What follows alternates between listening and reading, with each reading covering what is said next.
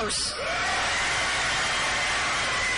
And we are going to end this presidential primary phase where?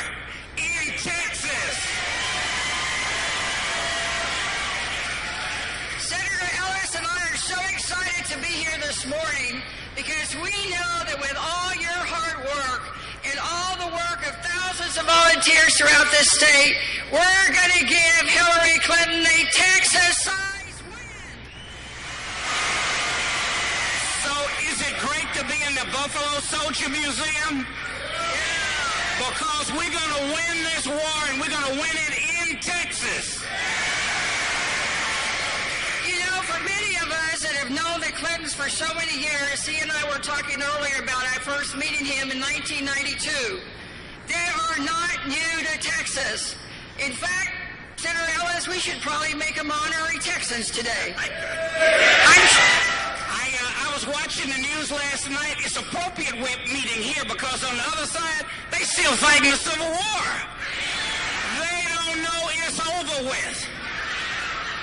But we do, and we need to fight hard to make sure that Texas does put her over the top and make sure that we are Texas proud the morning after on Wednesday. And I can't think of a better team to do that. You've got Senator Ellis here. Senator Whitmire could not be here this morning. He had a conflict. But I know we have Congressman Jean Green, Jackson Lee, Congressman Al Green. We got our county commissioner here. We have our local elected officials. Some of them may be coming out. I saw school board members. Give all of our elected officials on the local, state, county, and national level a warm round of applause.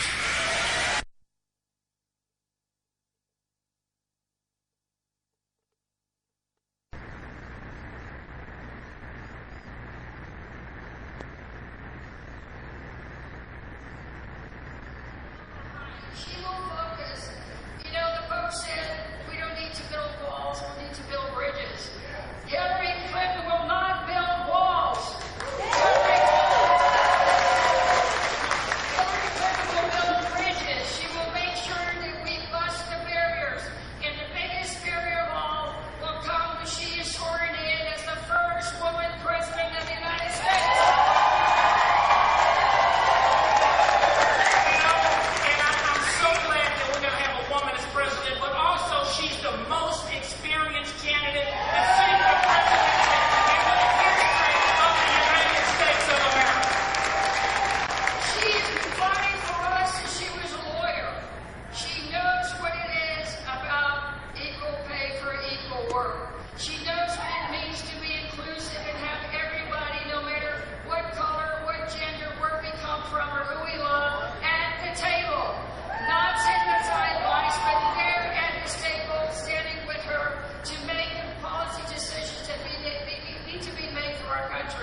So let's hear it once again for Hillary Rodham Clinton. You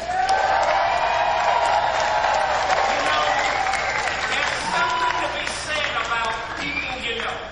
And Bill Clinton and Hillary Clinton, as Senator Garcia said, came to this state early on in their career. 1972, registering Hispanic voters in South Texas, registering black voters in Texas, and they have never lost sight of the fact that they are part of us and we are part of them. And all we have to do is remember the great things that President Clinton did. He had the highest economic growth that's ever been recorded. He left us with a surplus. He got rid of the deficit. And for us as women and minorities,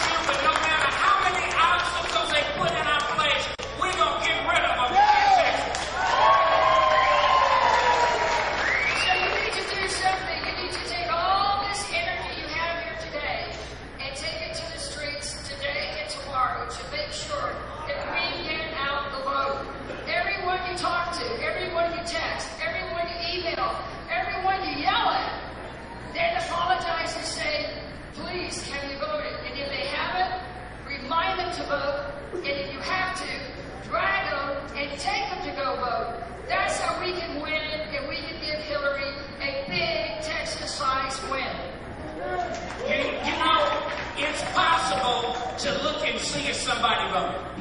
And we ought to do that. We've got the lowest participation levels in the country. And no matter how difficult it may be, you ought to pull up the list and see if your family members, if your church members, synagogue, your mosque members voted or not. And if they didn't vote, you ought to let them know what a difference they could make if they did vote. Are you ready to do that? Are you ready to do that? Are you ready to hit the streets to make sure that everybody knows that we are going to elect the first woman president of the United States?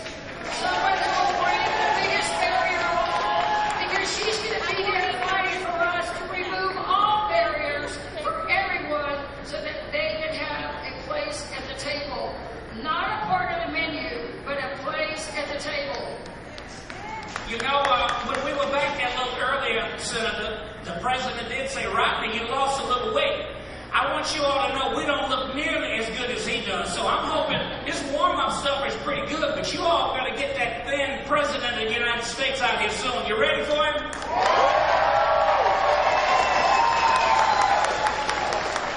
Well, you know, Rodney, he does look good, right, ladies? No, Senator, I was talking about the president. We always have fun together. I only wish that Dean Whitmire was here because you all would have a really rousing session this morning. But let me tell you, there is so much stake in this election. It is truly a turning point for our country when you compare what the other side is doing. I mean, I lost track at the beginning of who they were, but now I clearly see who's there. And I don't know about you, but I'm tired of the politics of divisiveness. I'm tired of the politics of pettiness, and I'm tired of the debate where everybody just calls everybody a liar. You know, Sylvia, it is important to note that Harris County is probably about 22% of the population in the state of Texas. If we're going to turn this state purple, or better still, turn this state blue, it really does start here in Harris County. That is why it is so important that Bill Clinton and Hillary Clinton decided to stop here. She was here the night of South Carolina. He's here tonight. We can make a difference, and not just at the top of the ticket. We got great folks running for DA, for tax assessor, registrar, up and down that ballot, our judicial candidates. I know there are a lot of candidates here. Give them a warm wave your hand. Those Harris folks who are running. We ought to be glad that so many people are willing to do that. Give them a warm round of applause. Well, we got the sign. Are y'all ready? Y'all ready for the first president of the United States that just happens to be woman, smart, and bright, and a go-getter who's going to be fighting for us? So now it is my privilege to bring to the stage to introduce our special guest, the outstanding, the dynamic, the articulate Congresswoman from the 18th Congressional District, Sheila Jackson Lee.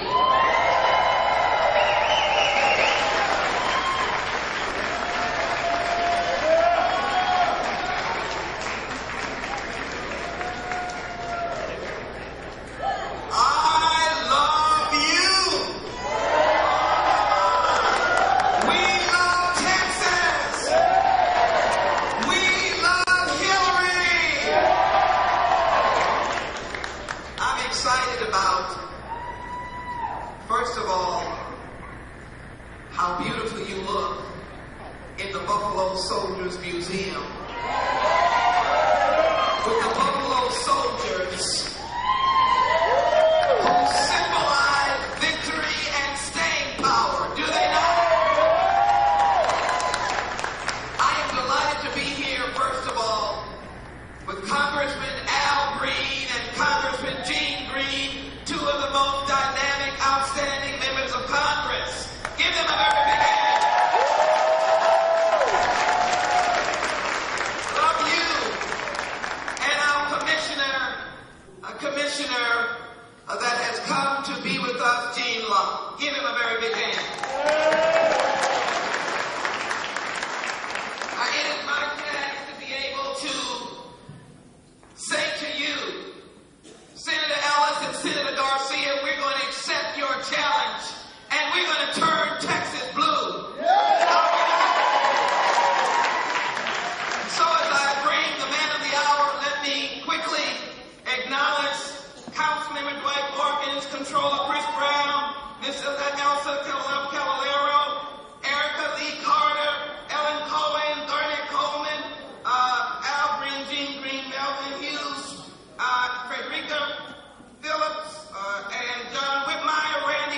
and Joe Stevens. Give them all a very big hand that are here. We are delighted. They got to see Lawrence Overstreet in the crowd as well. Let me say this. Last week we talked about unity, bringing this nation together. There is no better woman to bring this nation together than the Honorable Hillary Rodham Clinton. And I have got breaking news for you.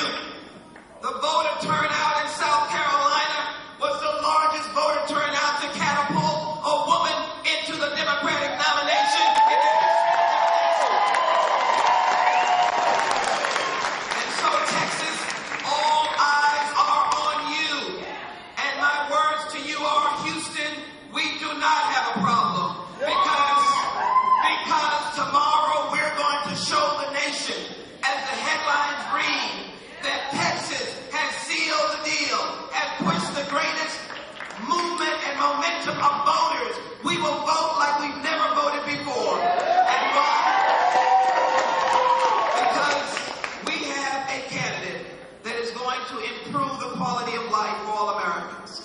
And so I'm delighted to be able to say to you that a man that created 22 million jobs, that unified the nation, that indicated that all of us are respected with human dignity and is beloved by the entire nation, the 42nd President of the United States of America.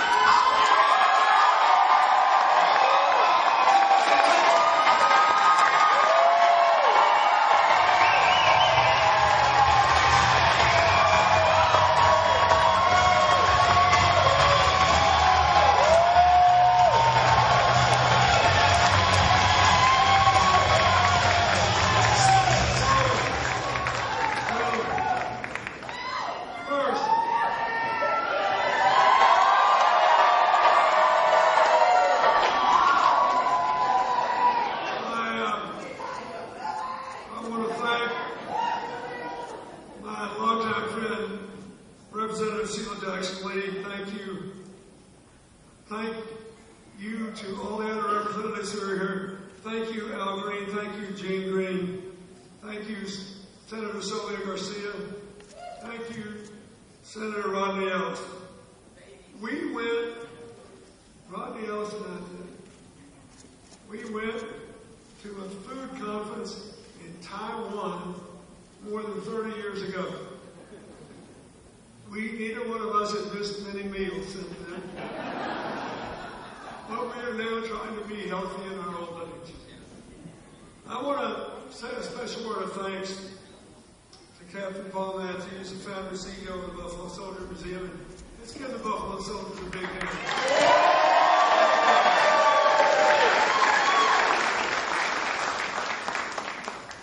I have been involved with the Buffalo Soldiers one way or the other since I was a governor. And this museum is much needed and richly deserved. So I thank them for doing that. I want to thank all the mothers and children who are here together. Let's give them a big hand.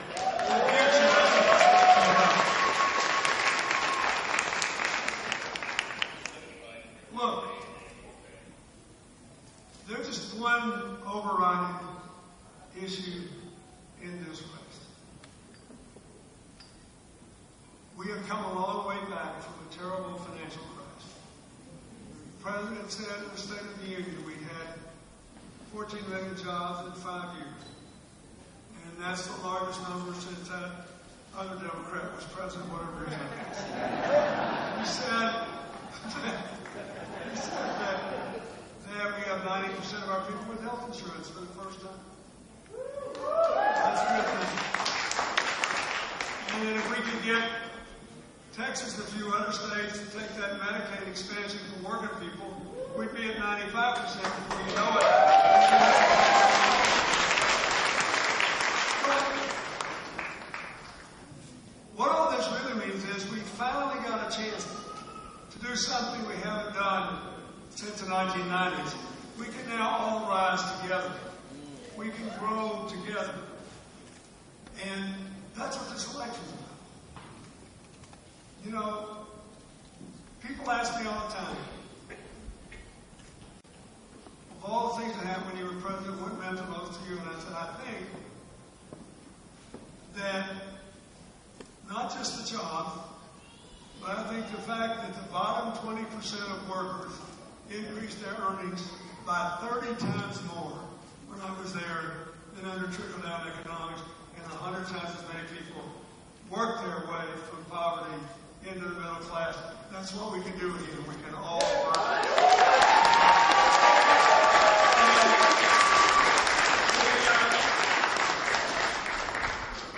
And Hillary, I think, has a great way of talking about it. She said, you know, I understand that there are people who are frustrated because most people have not had a pay raise since the crash, but we are recovering faster than any other big country on earth.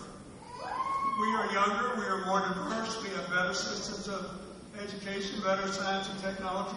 We are well positioned for the future. We just got to fix it so we all rise together. When the Republicans say they'll make America great again, she says, I don't think we ever stop being great. But we do need to be made whole again so we can all rise together.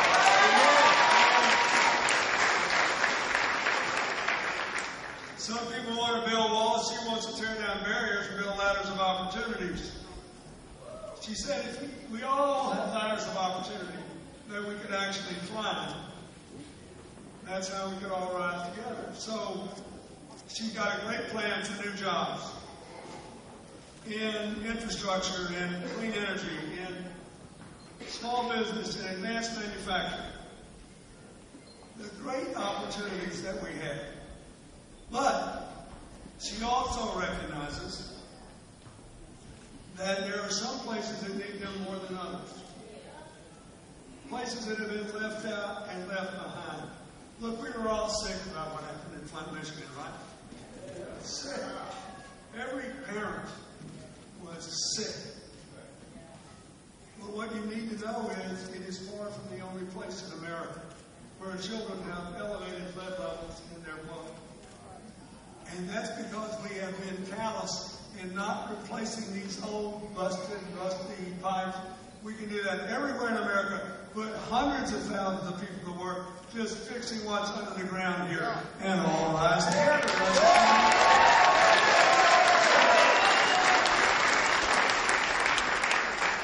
Same thing is true in energy. Houston, you probably know this, but Houston may be the oil capital of America, but it also has the most energy efficient standards for new buildings of any United States city.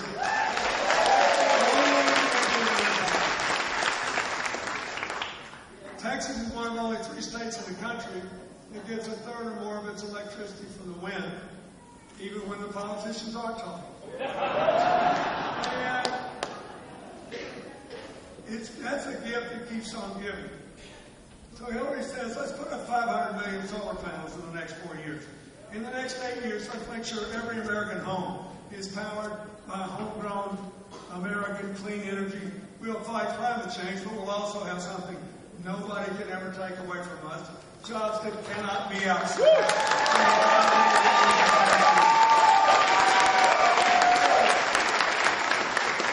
We can all rise together.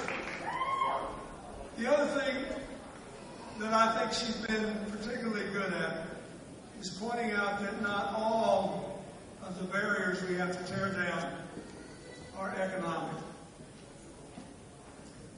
I was frankly overwhelmed at the stories of the mothers whose children had been killed by various forms of gun violence, rallying to her side in South Carolina just because they wanted somebody who would try to make sure that their children had not perished for nothing. Somebody who would make sure that other children's childhoods could be safer. And I think that's really important. You know, I get what this big gun battle is nationwide. I read all that stuff in Texas. Let me tell you something. I get it. I grew up next door in Arkansas. I had a 22 when I was 10 years old. I had a 14 shotgun when I was 12. When I was governor, we closed schools on the first day of deer season because nobody's going to show up anymore. I get all this. But this has gotten into a cruel, sad game where people are afraid to trust anybody that's elected with a simple requirement of a background check.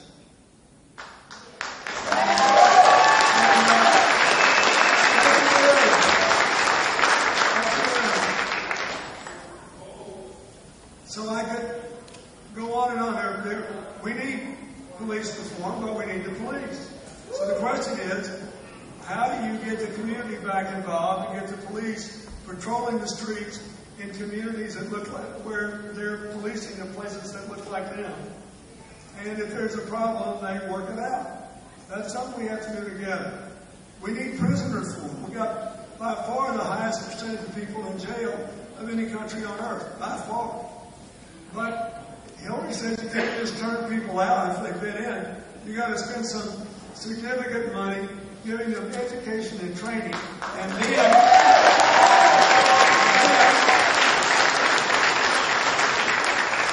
if they were first offenders with a nonviolent offense, don't let them lose their chance by the first time they get out, having to check the box, having an employment form, and to keep this from being happening. There are lots of other barriers like that, but by far the most important is being able to afford advanced training or college education. And here's the interesting thing.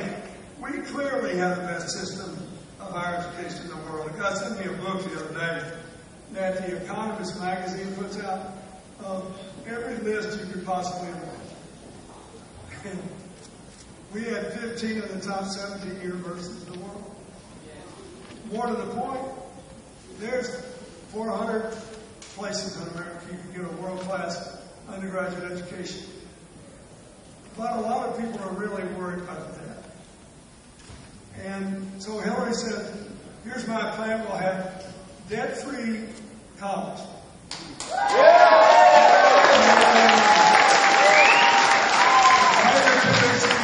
And even more for low-income people who need it. We'll ask people who can pay something to pay it. We'll give people 10 hours a week of work study so they can earn money. That won't kill anybody. Get everybody out debt-free. More important, for the people that are already out and have a lot of debt, she proposes to let all student debt from public or private sources be consolidated and be put into something that looks like a home mortgage. You can pay it out over 20 years as a low fixed percent of your after-tax.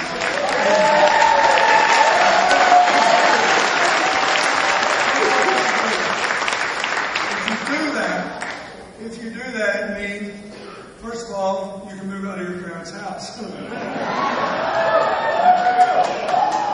Second, if you want to borrow $50,000 to open a bakery, you can go down to the bank and try to get the loan, and your student debt's not going to break you from doing that. That's going to liberate you. Furthermore, anybody who's prepared to do 2 years in AmeriCorps, our community service program, and then 1 more year of public service can get rid of all their debt no matter how big it is.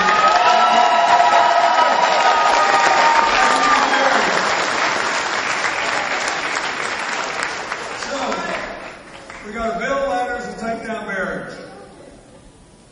The other thing we have to do is to remember, here in the home of the Buffalo Soldiers, that this is a very tricky, uncertain time in American history in terms of our national security. And we face a lot of threats that are taking root over the social media. this terrible thing that happened in San Bernardino, those people were converted over the social media. We need to have a commander-in-chief that is committed to a strong military, a tough defense, and also a strategy that will build bridges out to people who can help us to create a world where we have more partners and fewer terrorists. Because we cannot possibly kill, jail, or occupy everybody who is or might someday be against it. We got to win an argument out there.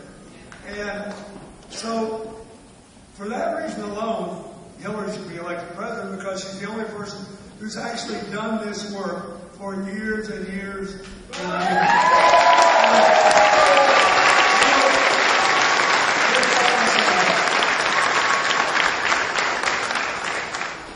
I'll just give you an example. When Hillary was on the Armed Services Committee of the Senate as a senator, I was in the Senate one day. This handsome young man in uniform came up to me and said, President Clinton, I represent the Pentagon on Capitol Hill.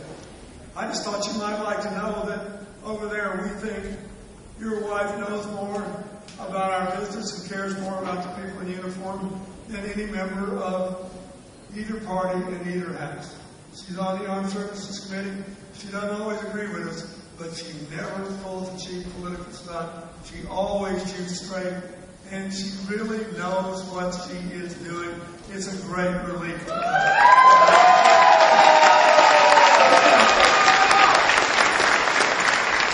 And she actually served with Newt Gingrich, remember him? On a committee to plan the military of the 21st century. That's what President Obama is using right now in ISIS land.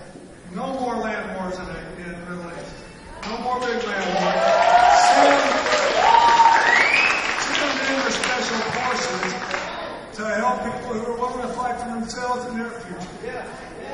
And fill in the blanks. This is important. When she was Secretary of State, she got a treaty with the Russians to reduce the threat of nuclear war. It required 67 votes in the Senate.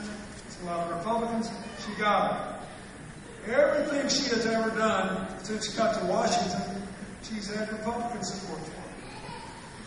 She even passed a big bill.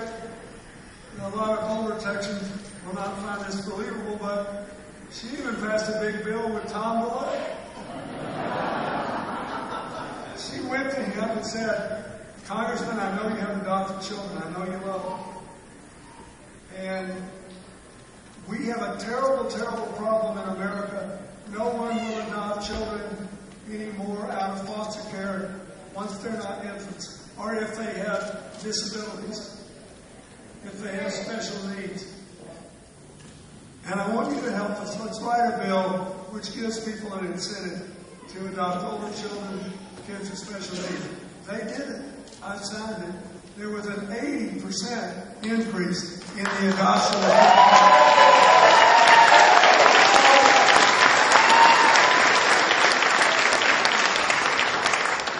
my pitch.